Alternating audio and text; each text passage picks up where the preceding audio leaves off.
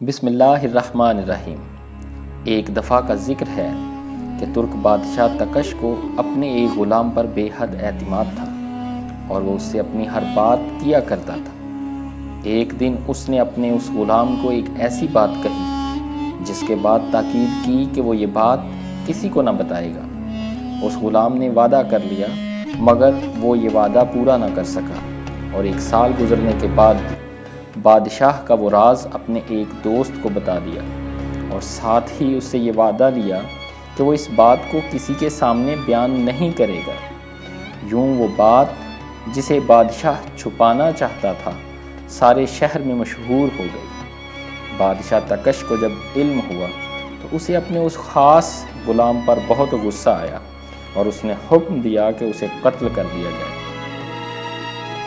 اور اس کے ساتھ شہر کے دیگر تمام غلاموں کو بھی قتل کر دیا جائے جنہوں نے اس راز کو افشاں کرنے میں حصہ لیا ہے۔ بادشاہ کا حکم ملتے ہی جلادوں نے تلواریں سونت لی اور ان غلاموں کو قتل کرنے پر آمادہ ہو گئے۔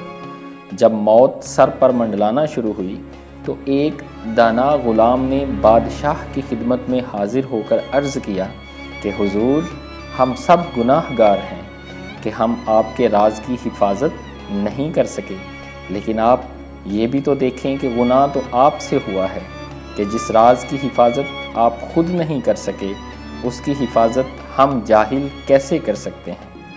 اہل دانش کہتے ہیں کہ راز اس وقت تک راز ہے جب تک تمہارے دل میں ہے۔